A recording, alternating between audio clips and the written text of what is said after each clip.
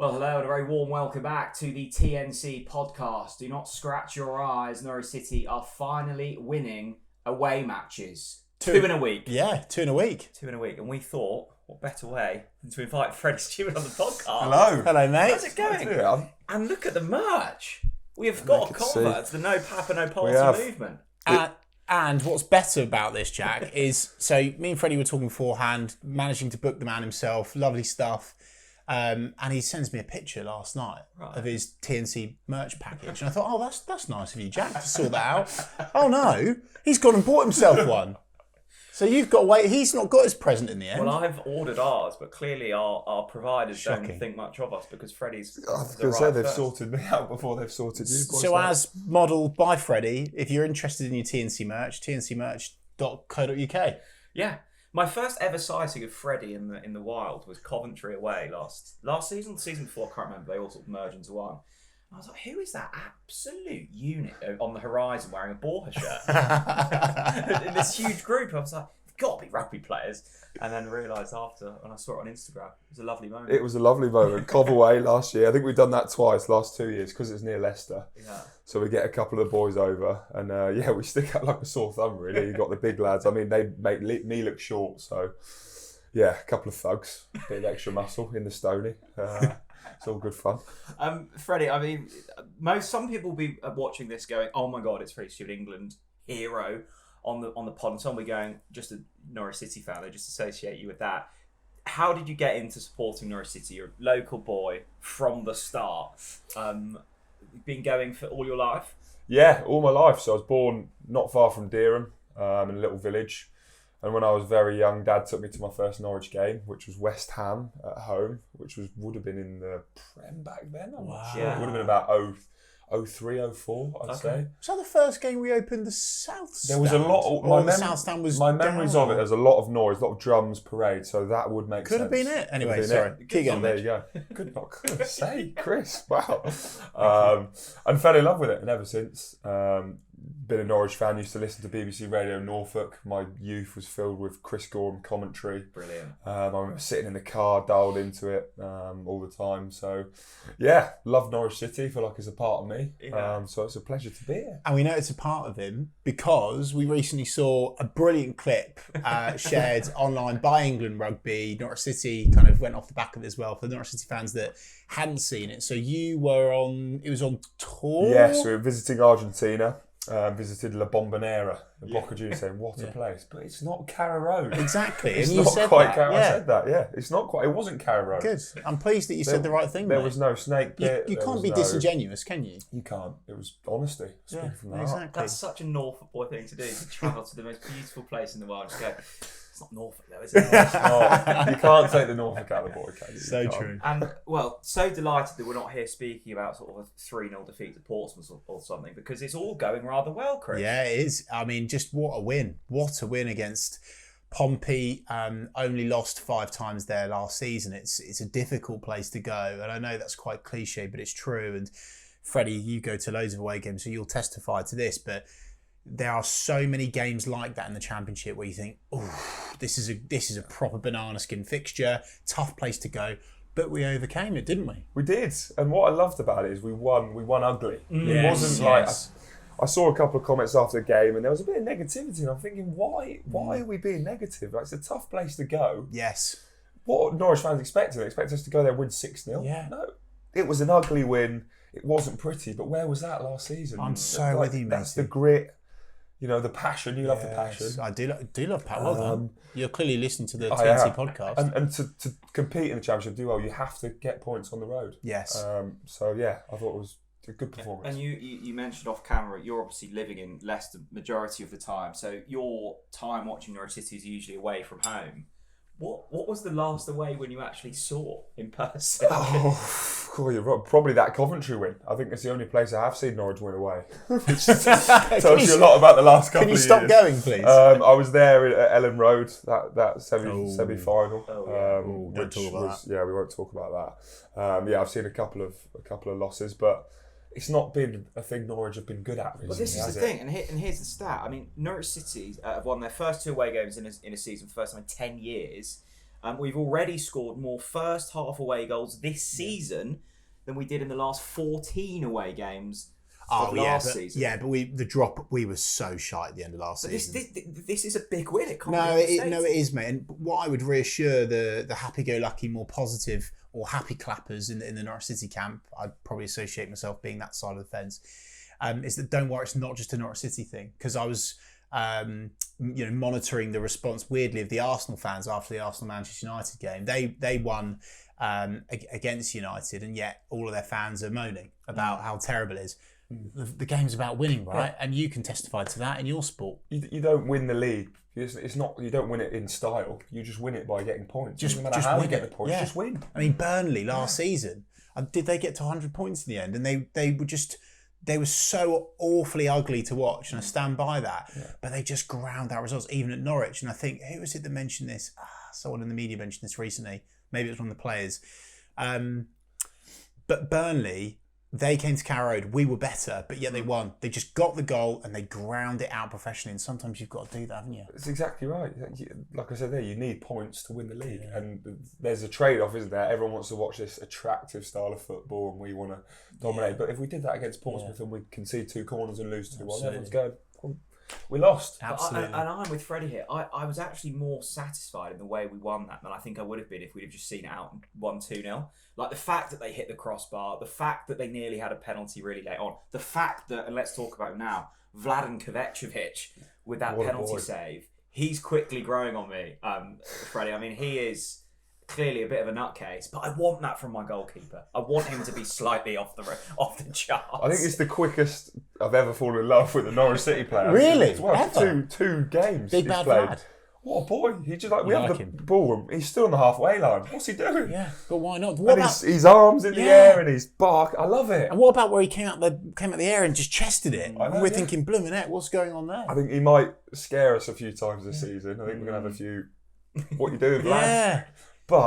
And the way he celebrates as well. But the game's about entertainment, isn't it, Freddie? That's the thing, celebration. Everyone's talking about the penalty save, and rightly so. That save just before we scored the second. Little ball dinked over, back post. He's got there. He's turned his back and just celebrating with the away fans. Yeah. It's like, turn back around, the game's still going. We go up and score.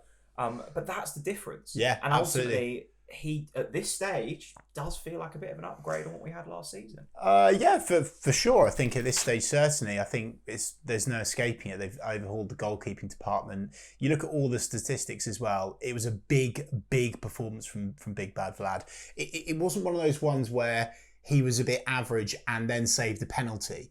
Saving the penalty gets the headlines, but you say that you mentioned it there, Jack. The world-class penalty save gets it. The first half save gets it. Some of the recoveries, the high collections, the punches, just such a good goalkeeper. And you can already see, Freddie, the camaraderie between them. And you'll know from your sport, of course, how vital that camaraderie is, right? It's massive. And I think as a fan, what you want to see on the pitch is players showing that belief, showing the passion, celebrating with each other. You see it full time. They all the back 4, back 5, whatever, was charge over to Big Bad Vlad, hugging, celebrating with him. And that's what you want to see as a player. That's what it's all about. Even Kvistgarden, I saw one, when you watch the YouTube and they just show the silent bits, but you hear the crowd roar. He presses the keeper, boots out for a throw in. He's giving it absolute you want that, don't you? Go on, lad. I'm so pleased we've got a passion merchant. Yeah, an absolute passion merchant. If Freddie's a passion merchant, you should be too. It's so key. There was a moment as well. I think it was just as the full-time whistle blew, and Medic, Cordoba, and hang on, right? Pause. Medic, no. Yeah, Medic. Well done. Thank you. You were told off about this in the YouTube comments. Medic, Cordoba. Why are you saying Medic? Because I think I saw one of these fancy pronunciation videos, and it was too easy. Medic. You've thrown me off now. Sorry. Cordoba and Darling just hugging as centre backs, just bulky centre backs. Yeah. I don't think we saw that. Just players getting together. Do you have that? Do you have that in your world, Freddie? Like amongst positions, there's an even tighter group, tighter camaraderie amongst 2 or 3 players, maybe your side of the pitch. Absolutely. You have sort of these mini teams or mini units, and I guess it's the same football. You've got your defenders, your midfielders, and your attackers, but because you see that, you know that they're playing for the manager, they're playing for the badge, which is what I love the most. Vlad's been here 2-3 games, and he's already, you can see what he's doing. And you see players come in sometimes and, I don't know, score goals. It's like, or no. Yeah, it's so obvious. It's like... it's obvious that they care. And you can see the defenders and how much it means for them to win that game. So I'm just buzzing for it. Not sure we've mentioned it yet. You've got some other Norfolk boys with you at Leicester, haven't you? I have. Who are they? Come on, give them a shout out. I'll give them a shout out. Jack Van Portfleet, Charlie Clare, 2 fellow Norfolk boys, one from Reetham, one near Aylsham. And we're sort of we've got a little WhatsApp chat, the Tigers Norwich crew. So yeah. And tell the story you said off camera about when you went away and you took a Swansea fan and a few other random players. Yeah, so we've converted a few of the non-English lads. We've got a few South Africans we've adopted as Norwich fans. Nice. A Welshman, Nicky Smith, who is a Swansea fan, but came with us to Cov Away last season. We're on the train platform at the end. It's about 9 of us rugby lads, and there's a full platform of Coventry fans over this side. And Nicky Smith, the Welshman, he just stands there. We've had a few beers at this point, and he just belts out this Swansea City song, and you can see the confusion from the fans on the opposite platform, thinking, "What the hell is going on?" We're all in Norwich shirts. I think, what the hell's going on? But there you go. It's a good away day story. I'm just thinking, I can't imagine, Freddie, you look at too many people and you're scared of their kind of stature. But with Jakov Medic, he's probably someone that if you faced up with one-on-one, you're going, oof, I don't know if I'm quite... Well, yes or no? Let us know. No, thanks. Really? No, Really? For you to say that's big? He's Croatian as well. That just gives him that extra bit of... The Balkan sort of, right, okay. The Balkan... You've got to be worried about them, isn't it? Yeah, and he's a big unit. And who else in that Norwich team in terms of big, bulky, muscular? Who's impressing you physique wise? Topic. Yeah, yeah, the old biceps. The old biceps. Yeah. My God, I saw that video of Sargent Kenny screaming through the glass. That's good, wasn't it? He's quite scary. So Topic, Medic, Darling after his exploits of the weekend. Yeah. Well, let's talk about Harry Darling. Yes, let's. Is he in the wrong sport? Well, it clearly is. And honestly, guys, I promise you, this isn't by design. We're complete idiots. You know that. The weekend that Harry Darling makes a rugby tackle, Freddie Steward's on the podcast. So, Freddie, that moment, Pompey away. Well, let's provide some context around the situation. So I think the most beautiful thing for me is how much he clearly enjoyed it. Oh, yeah. He's gone in for it. He's got booked and he's delighted he's been booked. Yeah. He knows that he's... good. It's 2-1 at that stage. Yeah. There's 10 minutes added on. There's a counter-attack through Portsmouth. Darling's on his feet at this point. He's struggling. And he's through. And what does he do? Well, obviously he goes in with his arms, wraps them around the legs and brings them down. Talk me through it. The thing I loved about it wasn't just your classic professional, we'll bring him down. It was a dive. Yeah. He dived, tackled him with perfect technique. What was it? Brilliant technique. Really? Brilliant technique. It's hard to do. Do you reckon he's played rugby in his time? He must have done. To do that. Well, the fact that he's even gone through his head, I'll dive and tap the leg. So talk us through the tap, what is it called? The tap tackle. Right. So you've got to try and tap one ankle into this one so it stops the running. But that is an actual thing. That's difficult to do. There's not many lads that have got that in the locker, but Harry Darling. Darling, clearly. Smashed it. And he was, of course, at Norwich after the Norwich City Leicester Tigers collab visit, which I'm going to talk to you about as well in a minute.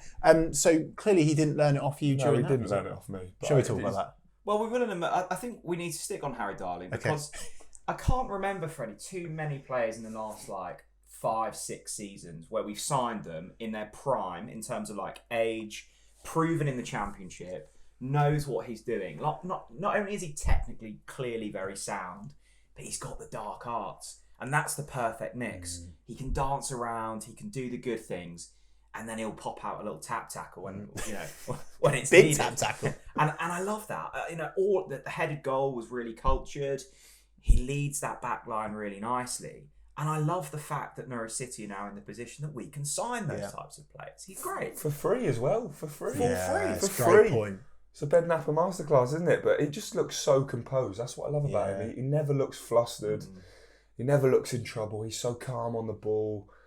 And he looks like a leader as well. You see him on the pitch barking instructions, leading that back line, and that's probably what Norwich have lacked. Defensively, we've been shit, haven't we? Like last season. Yeah, well done. Yeah, I'm pleased you're saying it how it is. We were crap, weren't we? Just conceding goals for fun. Awful. So it's great to see that we've got a guy like Harry Darling at the back, alongside Big Medic, who brought over. And I mean, it's very early doors, isn't it? A couple of games. We have conceded a couple of goals, but we look better. I agree. We look better with him at the back. I agree. I think he'll potentially be player of the season calibre. I was going to ask you that. Is that you're I love that. He's just gone, let's not get too carried away, and then flown in with the player of the season. I think. I just think because we struggled so much defensively last season, the fans the will impact appreciate that he it could more. have, Yeah. the shit hours we've seen, the passion we've seen 2 games in, yeah. I think he's going to be magic for us. I don't disagree. Like, he's clearly going to bring out the best in Cordoba and Medic as well, who's of course new to the English game. He'll connect really well with Big Bad Vlad. We can already see that bond, that friendship growing. I'm with Freddie, and obviously we've made our player of the season predictions, so we're now probably going to be wrong. Who did I think go for? Well, I went with Sanats, and you went with... Who did you go for? I can't remember. I can't remember now either. It was clearly absolute nonsense. It was just to remind people, it was Slimane last season. So Harry Darling, right? I'm gonna pin my colours to the mast here, right? Unlike me to get carried away, and I'm going to say it. In Harry Darling, we have got the modern day Malky. So of Norwich City fans that are of a certain age group. Say Maldini. I'm glad you turned it down slightly there. Do you know what? Yeah, Maldini. No, seriously, and it's because of what Freddie said, right? It's not just what he does with his feet, it's his leadership, it's his aura. Lots of young people like to use that word, but I mean that in the sense of he brings this sense of calmness, this sense of control. He's able to bring his centre-backs closer to him. And I love the fact that we've now got a defender that's a threat from a corner. And again, Freddie, something that you're very well known for in your brilliant game is your ability to get up high and connect with the ball, right? And you can see that Harry Darling, he's nailed on his aerial presence, right? Absolutely, and he's got a long throw as well, hasn't he? That led to the Where's that come from? How long's it been since you've had a long throw? Rate the long throw. There we go. Something that you can appreciate, of Boomed course. it, Yeah, threw it in the box, flick on, goal. Good technique as well. Perfect technique. I didn't know he had that in the locker. No. Is that a thing? Well, I was actually going to suggest, Freddie. I know that Ben Napper watches this podcast.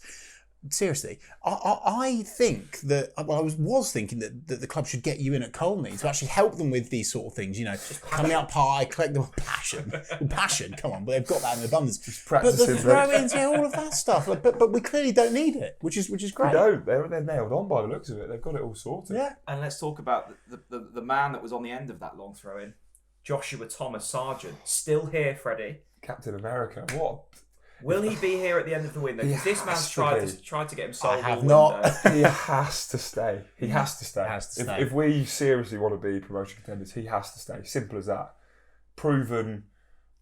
I mean, the work rate he goes through. People talk about his goal scoring, but the way he presses, the goal against Millwall. With you. He is an absolute workhorse. Yes. He's a leader. He'd be such a big loss, especially at this point in the season. You lose him 8 or 9 weeks before the season starts, maybe you can start to look elsewhere and build. But if we lose him now, But where does he go? Leeds have signed Calvert-Lewin. Burnley have signed Broja. He doesn't want to go to Wolfsburg.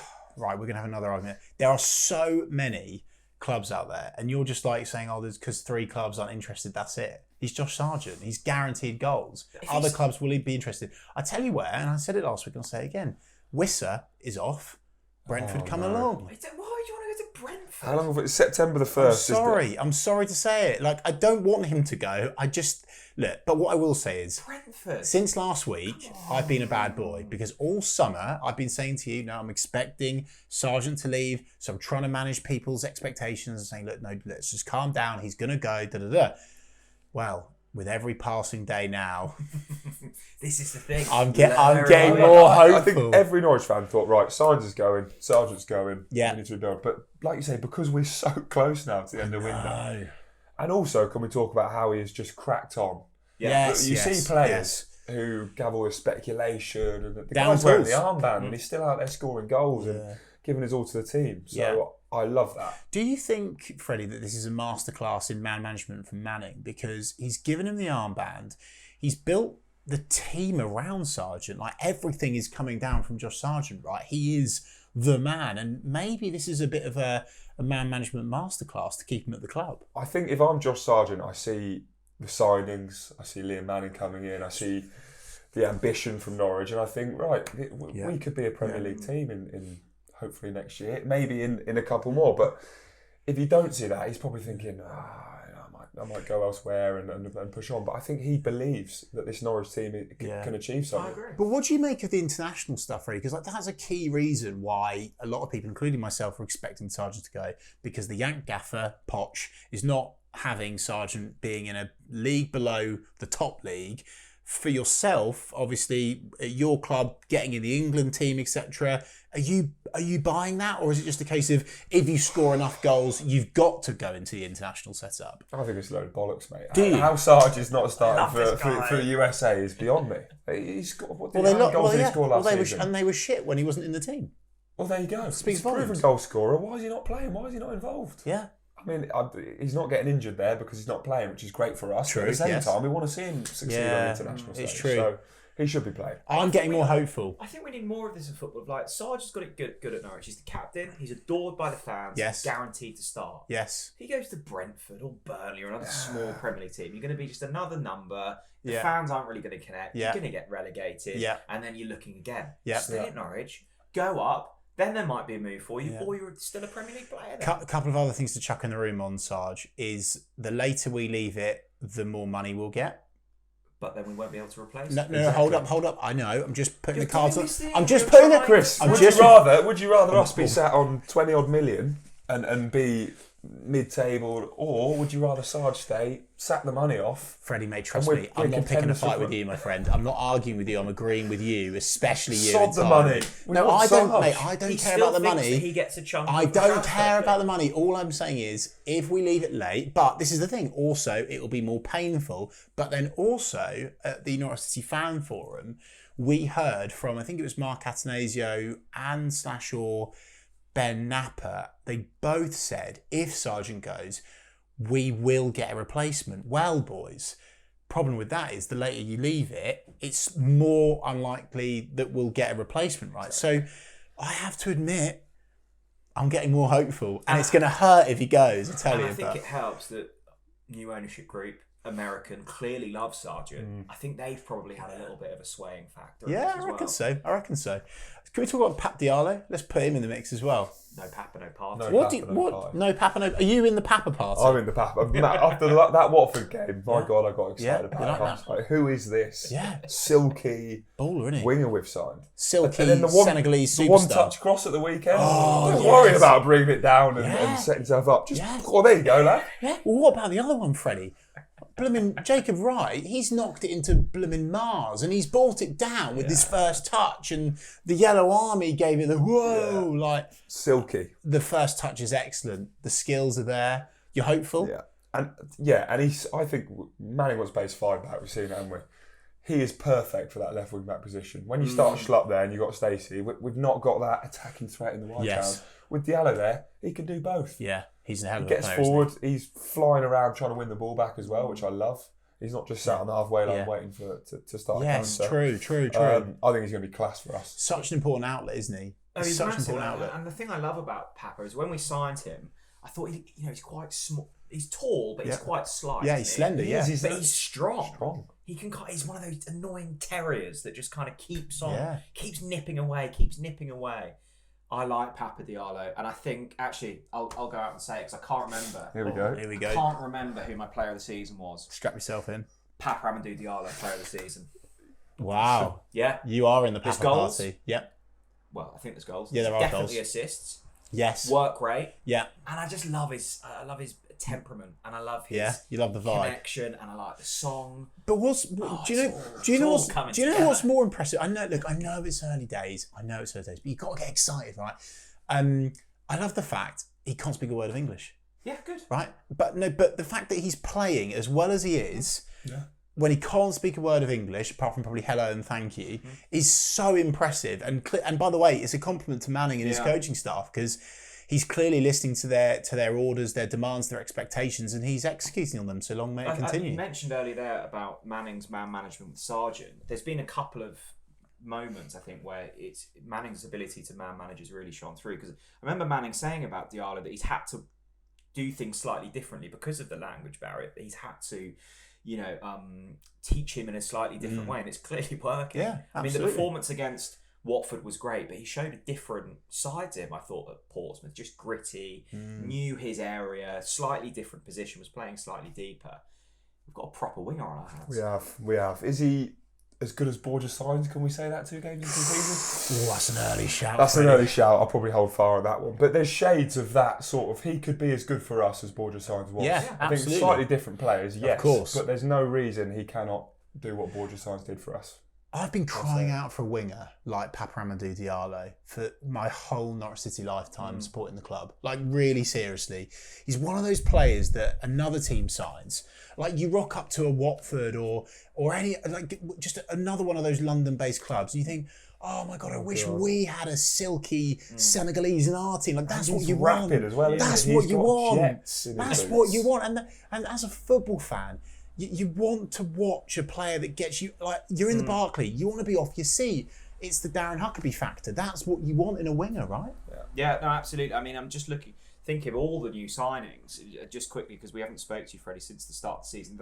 The summer transfer window has been, I mean, look, time Busy. will tell, but I can't really remember a time where we've kept Marseille and Nunes still in the building as well. Or we've True. kept our Well. kind of, touch wood, our better players so far. I know we've lost Borja and gone out and just got the targets we wanted. We've gone, yeah, I'll have him. Oh, Watford's in for him. Oh, some Metz is in for him. Oh, we'll just have him. And that is a sign of intent. It shows where Norwich are at, new ownership, and that clearly, whether it's Napa, whether it's Manning, whether it's the Atenasio's, being able to sell Norwich City is great. It's brilliant. It's probably the first time in a couple of years, maybe longer, that we've shown that intent and we've got, right, here we go. We're spending money. We're bringing in these players and we're going to go for promotion. And how many were there? 11, 12? Yeah. I was sat at home in the off-season just losing track. Who the hell's this? Who the hell's this guy with signing? But, I love it. The intent from Napa. And now it's only going to go the other. Like, we're now a club that players are going to want to join. We're showing ambition. There's a clear project there. Yeah, passion in abundance. Passion in abundance. Like, we're a club that players will want to join. Yeah. Want to be at Norwich City, which I think is something we've not had in a long time. Should we get on to some? I was going to say, let's do it. Right, always great to dip into the Twitter questions. I've had one of those weeks, Freddie, where I've not pre-read any of them, so there could be some dangerous fruity ones in here. But they're often the best way. Norwich City scoring set pieces now, and Alan Ramsey's statement. The next time at Carrow Road, I look forward to taking my picture next to the Nick Stanley statue. Set piece coach Nick Stanley. But again, we talk about fine margins. We talk about winning dirty. Set pieces. I mean, where have those goals been for the last 5 seasons? The one thing I hate about the Championship, and when Norwich are in the Championship, is we concede so many set pieces, corners, free kicks, and we never score any. Yeah. But now it's our turn. Yeah. Yes. We're going to be the long throw merchants. We're going to be the free kick and corner merchants. Darling, Cordoba, Medic. I love it. I love this guy. Is there any links between? I'm desperately trying to find links here. Is there any links between a rugby? Educate me here. A rugby set piece and a football set piece in terms of how you set up, because it must be incredibly annoying in terms of your sport, because you're well set, but yet when you concede a try at that stage, when you've got all of your blokes behind the ball, that must be challenging, right? Yeah, exactly right. I suppose in football, it's probably the same rugby. Every player will have their role. Yeah. In corners and stuff, it'll be running this line. And rugby, we're fairly similar. But there's no bigger gut punch than conceding a set piece or from a set piece. Yeah. Because really, that's when it should be the easiest to defend. Yes. Because you're there, you're waiting for the ball to come, you're set. Yeah. But not the case. You talk about roles there. I couldn't have told you what the Norwich City players' roles were last few seasons. It's just like a clusterfuck. It's just like, are we going zone? Are we going man to man? Yeah. Like, It was just a mixture of everything. But wasn't now I do know what's going on. He's Darling with the big headers. What about the old Nick Stanley? I'm calling this now, that I'm anointing this, the Nick Stanley Red Sea, right? Did you see it against Pompey? Yeah, Maybe. right. So Nunes whips the ball in, right? And everyone's like, oh, Pompey, they were shit. Oh, they left Harry Darling free header. Oh no, Freddie. The 2 Norwich attackers blocked the other player, so Darling could go through the middle to win the header. The Nick Stanley Red Sea. Nick Stanley, redemption arc. Talk to me about it. Seriously, everyone was saying him last season. You're not laughing anymore, are you? Well, fair play to the bloke. He's got us going. I think fine margins. It leads into this next question. Aaron Fletcher says, we lose that game last season. The character and togetherness was great to see. We've got Super Liam Manning. I agree. I think we would have lost that game last season. We went 2-0 up. I think last season we sit back, we try and hold on. Yeah. We don't save the penalty. That one that hits the crossbar drops in the net last season. They get a penalty when Jacob Wright sticks a leg out. I like the fact that we're building momentum pretty quickly. Like after that Millwall game, the morale was slightly low. It was a bit like, oh, that wasn't written in the script. We've gone to Watford. Yeah. We've won. We followed it up with another away win. Let's keep it going. I just like the way that we won that. We were great for a large part. We did dip off, but we still managed to win, even when we weren't our best, and that's important. I think mentally is the most important thing because how many games last season did we go ahead and then throw away? And for the players to go ahead and stay ahead at a place like Portsmouth will be massive mentally because we'll be there again. We'll be ahead away from home a couple of times, and we'll be tested. So the fact we've done it, it will be in the back of the players' minds. We can do it again. We've got this. We can hold on to a lead away from home. And you can feel and sense togetherness, Freddie, right? You get it in your sport, and you've been a Norwich fan forever as well, right? We're not idiots. You can see from the stands, are the players enjoying this? Are the players together? Are they mates? Are they going to fight for the badge? Are they going to commit to the cause? And you can see that Liam Manning, he's instilled that already, isn't he, Freddie? Absolutely. And you can see, like we said earlier, the hugs, the celebrations, the passion. Yeah. That's a team that's together. So with you. And that is so important. You cannot compete or be successful or win leagues without having that togetherness and that fight and desire for each other. How do you create that in a dressing room? Because I mean, I think we are forgetting that none of these players have really met before. It's a whole new squad that we've signed. And yet, 3 games in, it feels like they've been best mates for life. Is that easy to create? One of the hardest things I think a coach can do is to create that atmosphere where everyone's comfortable and has those friendships. It's all down to Liam Manning and his backroom staff. Like that's not an easy atmosphere to create, and they've had a pre-season where he's been able to do that. I mean, you must have seen some of the content when they're out on the pre-season camps and stuff like that. It looks stupid going for bike rides and things like that, but they're the things that can actually make the difference. They're the times that players can bond and learn about each other. So I've loved watching it, and I think he's done a brilliant job. I love the unlikely friendships that are being formed. I mean, who would have put Jakov Medic and Paparadu Diallo in the same room and they'll get on? Isn't it? Yeah, why not? No, I love that. Brilliant. And I quite like this as well from Liz Howlett, actually. He says, question, just how many times in a game can you fall in love with Big Bad Vlad? So again, you're not the only one that's fallen in love with Big Bad Vlad. That's a positive, isn't it? It's another positive. I think the thing with Vlad was... With Angus Gunn last season, I always loved Angus Gunn, right? I think he was a brilliant goalkeeper for us. And I think if we would have given him a new contract, it would have been like, yeah, great, we've got Angus Gunn.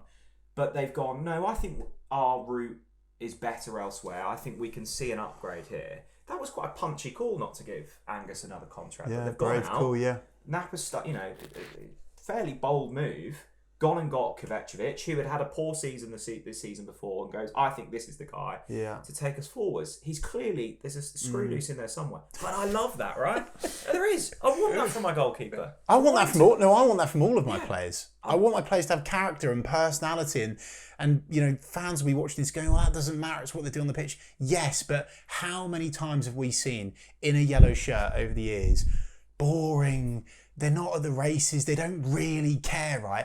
And I love the fact that Vladan had a bad season last season, or a disappointing one, right? Because he wants it more, doesn't he, Freddie? You're right, and you can see that, can't you? How much did that save mean to him? Everything. And the pen save as well. What about when he got up after the penalty with the ball in one arm, and he was laughing. He's laughing. The grin and the smile, I loved it. Yeah. Is that something that you would do after scoring a try? I would not look that cool. I'd be sweating profusely. Yeah, probably. True.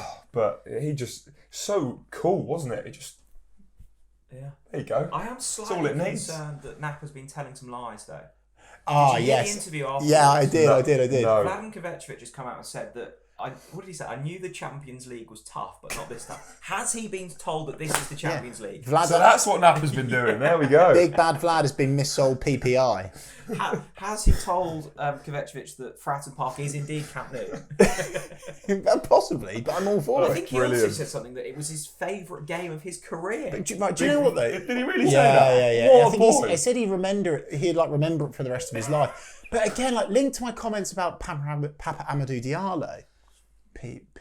Pap. Oh, that works as well. Anyway, sorry, I'll get round to that. Pad. Sorry, pad. Yeah, come on. Sorry, it's early in the morning when we're recording this. I need another coffee. Or Laken's, 20% off in the description. again, with Big Bad Vlad, you talk about that comment where he's accidentally said the Champions League, and I know we're all having a laugh and joke about it, but again, it highlights the fact that some of these lads are still actually learning to speak English, right? And the fact that he's already performing at that level is a massive, massive plus. I need to make another point as well, and I'm sorry to be punchy, but I feel like I need to stamp on it straight away. After the Millwall game, there was a good handful of bedwetters online on social media going, oh, we're getting relegated, Liam Manning's a fraud, Vladan's the Serbian George Long, all of this stuff, right? And do you know what? I'm sick and tired of the negativity. Freddie will testify to how pointless the negativity is. And that is perfect, isn't it, right? Because after the Millwall game, there was a moment where he got stuck in no man's land, and then he's instantly gone, no, that's not me, and put in a performance like that against Pompey, Freddie. Which takes some resolve as well to go off that, and he may have seen some of the comments, I don't know, but to then put in that performance and go, that's his statement. Here I am. I'm Big Bad Vlad. I'm really sit here and I'm so delighted with how that last week has gone, because Millwall, I don't think the performance was actually too bad. Agreed. But it can quickly unravel under a new management and loads of new players. You go to Watford, you maybe get beat. You maybe pick up a point at Frass Park, and then you're kind of up against it. We'll go into the upcoming fixtures, but it was important that we just made a fast start. We turned it around quickly. Really, really delighted with how this... Momentum's important in sport, isn't it, Freddie, right? It breeds more and more confidence. It's a habit. Winning is a habit, and we'll see. You see the best championship teams over the years who go up, they win, they put games together. Yeah. They don't lose very often. They might have a few draws on the road, but they can't lose. They have this sort of mindset and habit where they draw or they win. Yeah. And we'll see that. Yeah, I think Freddie's got his Twitter burner account up and running here. This is all about opinions. Statement. From his initial performances, I would be absolutely gobsmacked if Harry Darling wasn't voted Player of the Season. Another one. Harry Darling Potts. A lot of love for Darling. Is your Swansea City mate slightly annoyed that he's picked the I asked him about Darling, and he was very complimentary and gutted that he left. And I saw on Twitter a lot of the Swansea fans were devastated. Yeah, but how many times have we signed, like Stephen Naismith pops into the mind, where we've signed a player and everyone's like, brilliant signing, it's great. And then they come and you're like, what were they watching? Yeah, no, absolutely. I'm totally with you. Do you know, the thing with Darling as well that we have to maybe give more praise to, about Darling I'd give more praise to, the Liam Manning factor. Because he has worked with Darling before, right? And when Birmingham were in for him, Wrexham were in for him, and Wrexham are Wrexham, right? Let's not start me on Wrexham. But, Birmingham and Wrexham have got the money to spend on the wages to, have signed Harry Darling. Harry Darling was clearly sold not only by Norwich City as a club, but Liam Manning as the man, right? And as a player, you want that connection with your gaffer, don't you, Freddie? Exactly. And to have a player there who has worked with the coach before and can almost vouch for the manager to the new lads is so important. He's got experience with him. There might be lads in there going, oh, why are we playing five at the pack? But you've got Harry Darling there going, no, I've worked with Liam before. Yeah. This is how we're going to do it, and this is how we're going to win. And we said so many times last season, it felt like Johannes was slightly exposed, both with lack of backroom staff. Yeah. He had so many players in it that he'd never worked with before. They didn't really know him.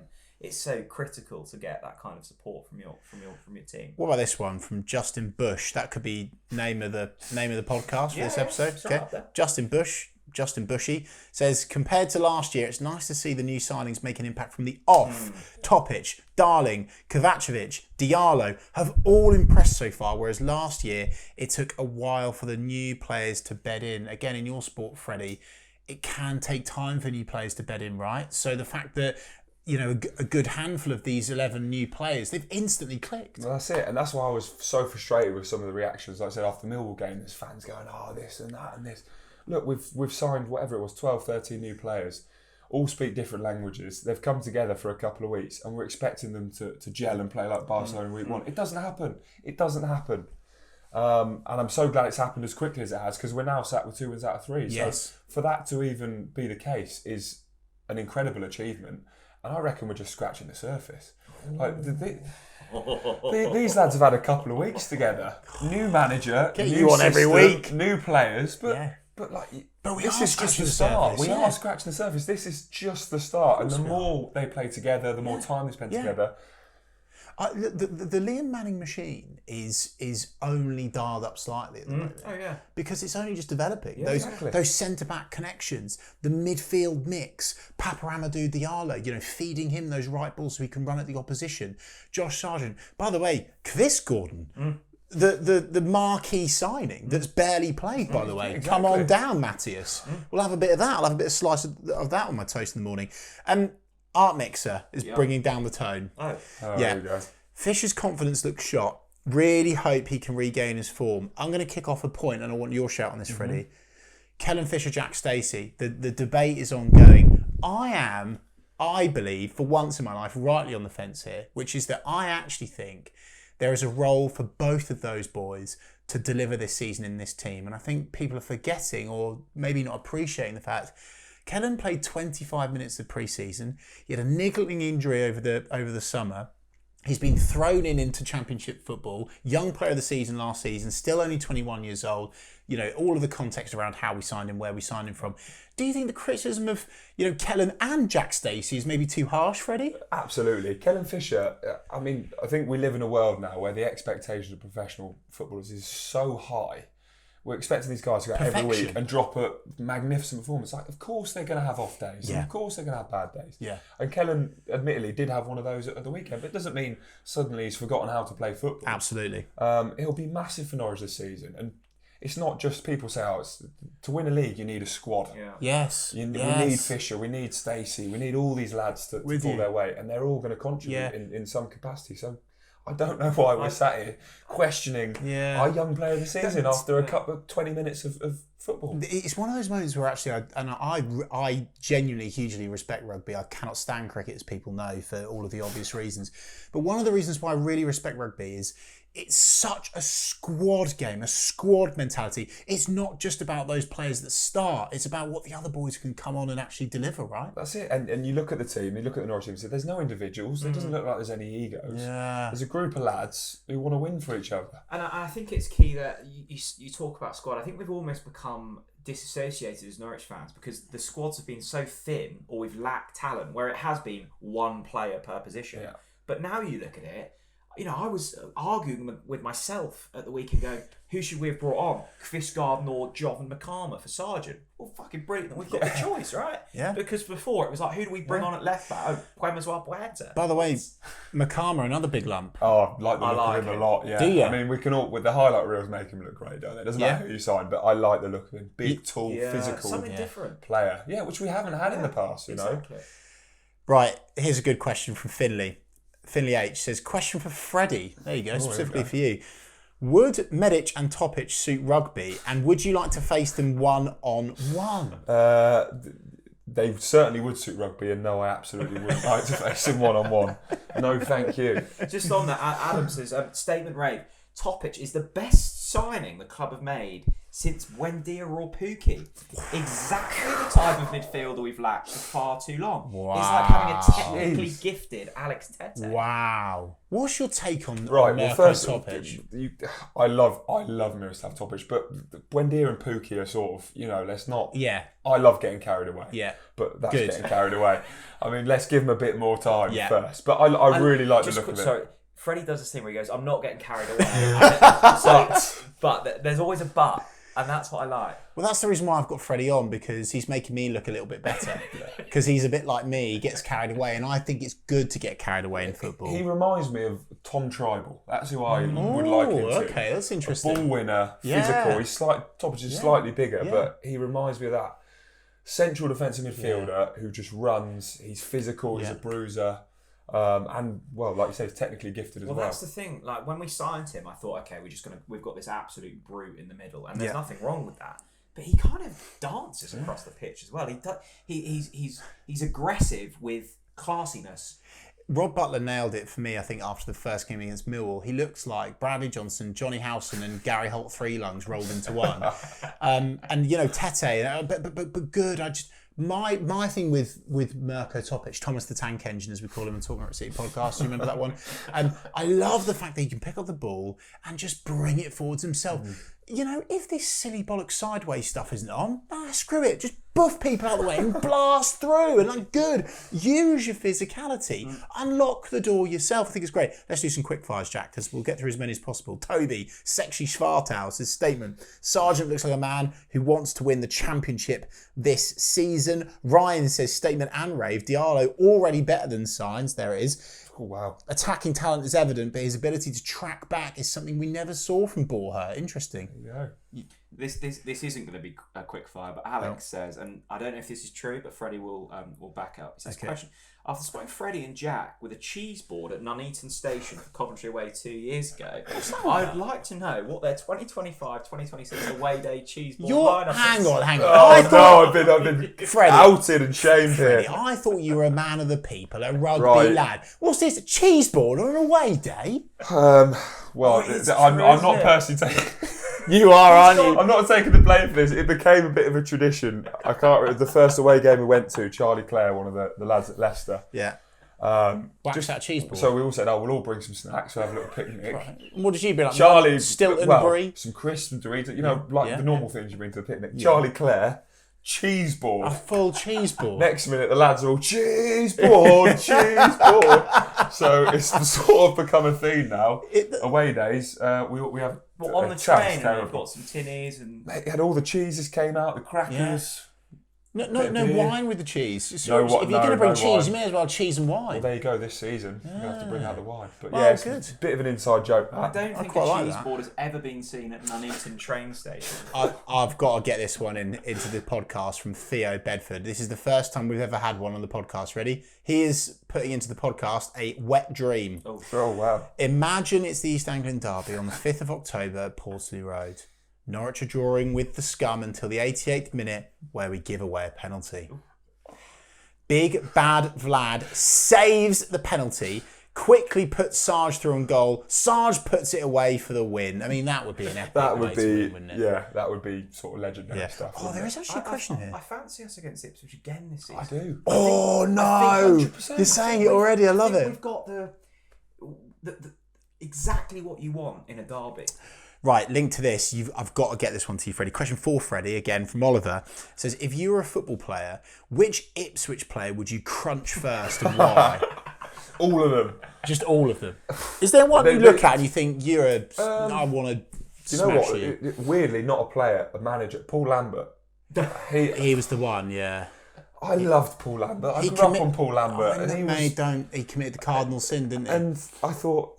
And when he went to it, why would you do that, Paul? Yeah. Agent Lambert. You're a club... Agent Lambert, you're a club... And then he came to Carrow and he kicks up and it's just... Yeah. Farker did him over though, didn't he? Which was brilliant. Farker did. You look at managers who serve Norwich, unbelievable. Farker, I was cheering him on last night. I love seeing Farker do well. Yeah. I hope he deserves a good run.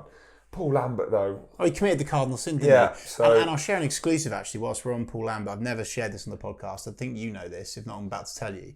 Paul Lambert is the only Norwich City related guest ever to reject being a guest on the TNC podcast. There you go. Was that pre-Ipswich? And it was post-Ipswich, and I even offered him money. And I've never ever paid a guest on the Talk Norwich City podcast. But Paul Lambert rejected it. And I was trying to give him some redemption. Yeah. I was trying to say, look, Paul, share the reasons why you went to Ipswich. Share your... still out there? Fuck him. Sorry, Paul. Not after this. Screw him. Sorry, Paul. NCFC lover statement. Cordoba, colossal. Jose Cordoba, I think he came in, started quick, and then just didn't quite happen for him last season. But it feels like there are players that maybe didn't quite happen for last season that Liam Manning's starting to get the best out of. And I like that because it feels like he can coach players in the right direction. I think there's a big season for Cordoba. Yeah, I think confidence is going to be massive for him. I think last season, like you said, defensive were a bit poor and he probably didn't hit his stride and he's like, we've conceded a couple of goals again. Whereas this season, I think it's different. He's got Darling next to him, he's got Medic next to him. They look confident, and I think that's going to be massive for him. He already looks class on the ball at the back, doesn't he? Yeah. So I think he's going to have an important season. And on Cordoba, let's talk about that because the goal for Sargent, actually everyone's going, Sargent scored again. Oh, no. Before that, Sargent wouldn't have scored if it wasn't for Jose flicking it on. Yeah. Brilliant run. Again, maybe Harry Darling is teaching Jose Cordoba, he's kind of how to attack a corner kick, maybe, I don't know. But yeah, another player that could do very well this season. Freddie's nailed it. It's about the players around you, right? It's not just about yourself.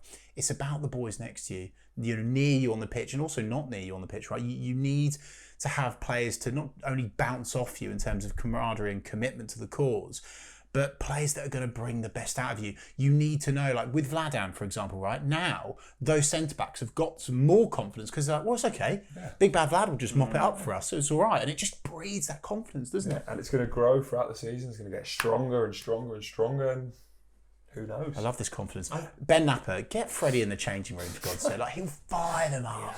Yeah. Next 3 fixtures, got Borough at the weekend. And you going? Hopefully going, I'm back home this weekend, last week brilliant. At home, so yeah. Where do you usually back sit? to Carrow Road. Wherever I can, really. I've done everywhere. I'm a bit of a scrounger. I'll go and I'll be like, right, who's got a ticket, lads? Someone help me out. So I don't care, I'll sit wherever. Got to be in the Barclays, isn't it? I'd love to get in the Barclays. Yeah, well, I'd love to, yeah. Well, we used to be a lot easier, and now we've got this digital ticket thing, so yeah. It's a bit more challenging. But what a test that would be at the weekend. Yeah. I think that is going to be... Because they're 2 from 2 right in the league, Borough. So that's going to be right. Where are we at? And we've had 2 games. Yeah. This is a real test now. But what if we overcome the test, Freddie? But what if? And this is what I'm saying. Everyone says, "Oh, what could go wrong? What could go right?" I'm so glad it's Middlesbrough, and I'm so glad they're 2 from 2 because if we beat them, we're in. We're off to the races. The thing with Middlesbrough, which worries me, is they have got some very, very good, obvious, talented players, right? So they're not just a shit championship bang average side that are going to come and make it difficult. They're going to play football. Some people might say, well, that's a positive because we can get in behind them. But also that means they can get in behind us. Again, I'm concerned about this. I am concerned about the wing back positions for Norwich City at the moment. I think it is a weak link for us. Middlesbrough have got, I've forgotten his name. I'm going to botch this, but I'm going to try. It's like Sav, something. A winger, right, called Sav something, right? It might not even be that. He looked really good against Millwall, and I'm concerned that if he gets in behind, he's going to cause some problems down that right-hand side for Norwich City. So I'm optimistic, though. I am, because we've got a good base to work on now, right? And by the way, how up for it is Carrow Road going to be? Vladan, Big Bad Vlad, the reception he's going to get, like the Carrow Road faithful. My God, it's going to be a cauldron of noise at the weekend, isn't it, Freddie? It is. It's going to be massive. And 2 wins on the bounce. We've got an opportunity to string it to 3. Yeah. Carrow Road's going to be bouncing. The lads are going to be up for it. I mean, we obviously lost to Millwall. They dispatched Millwall at the Den last week. So, I mean, it's going to be tough. It's not going to be like you say, a game where they're going to turn up and sit behind the ball and let us dictate. Yeah. They're going to come for us. But maybe that'll be a good thing, right? 100%. Maybe that'll be a good thing. By the way, speaking of making noise and backing the boys, the perfect way to kind of line your stomach ready to kind of accelerate your voice is at the Unthank Kitchen. Of course, sponsor of TalkNorwichCity. If you are not having your match day brekkie at the Unthank Kitchen on Unthank Road in Norwich, what the hell are you doing? The best fry up in town, discount, money to charity. Why wouldn't you? Absolutely. And now Laken's at Carrow Road, so you can swill it down with there you go. Laken's as well. I think the thing that we've seen from Manning'S so far already in the early stages, struggled slightly against Millwall, switched it up slightly against Watford. Diallo comes in, that was the big shout. Yeah. Switched the system ever so slightly as well. Then evolved again in the following game against Portsmouth. I suspect there might be a few more tweaks again, but I like that about Manning because all the Bristol City fans were saying he just keeps on evolving. There isn't a set way of playing. Right, okay. He adapts, right? And I think that's a really helpful thing, especially when you've got so many new players in that dressing room. I love what I see from Manning so far. I'm liking what I'm seeing from these new players. But as you say, big test against Borough. Then it's Southampton in the Cup. I'm up for the Cup this year. Wow. And then it's Blackburn away. I'm still struggling to get used to you being up for the Cup. I've just remembered. Well, how can you not get up for the Cup? Are you up for the Cup as well? I love the Cup. Oh, good old Every boy. Every season when we get knocked out in round 3, you're furious. Gutted. I was a bit gutted as with a this football draw. fan, Cup run is... That's what... I mean, Southampton at home, you fancy us to do them, don't you, Freddie? Yeah, in the Cup. We'll do it in the Cup. Come on. Yeah. See, would you rather, right? Would you rather? Here we go. Would you rather? So we finish, I don't know, 8th, 9th in the league, or we win the FA Cup. Oh, win the Cup. You got it. Because on TalkNorwichCity, our ultimate wet dream is to get to Europe. We want a TalkNorwichCity podcast live from Kazakhstan. We want that in our lifetime, Freddie, okay? So yes, win the Cup. I want Freddie in the airport in Kazakhstan, cheese board. Oh yeah, all involved, lads. I'll be there. Yeah, no, I'm with you. there. And Freddie, just before we wrap things up, we need to just share the hashtag of the podcast, which is hashtag Big Bad Vlad. Yeah. If we don't share the hashtag, we get told off by our viewers, you see. Get it on social media and we'll share all of them as a thanks for your support. Freddie, what's your message to the Norwich City fans that are watching us, right? I know that we've laughed and joked about you being a passion merchant. You are, and unashamed, so, and good on you. No papa, no party. What is your message to the Norwich City fans ahead of this season? Positivity. Get behind the lads. We're not going to win every game. We're not going to do an invincible run. But my God, we'll try. So just get behind the lads. If we lose a game here and there, who cares? Yeah. The boys want it. You can see the passion, see the enthusiasm. Just get behind them. And if anyone No sees, papa, no party. If And no anyone papa, no sees party. this man at an away game this season, get stuck in because I know he loves it. Yeah, and ask him for a bit of Stilton. Yeah. Freddie, legend. Thanks, Thank mate. you. Cheers for having me, Cheers, lads. man. Really enjoyed Thanks, that. mate. Thank you. Thanks for watching, everyone. Bye-bye.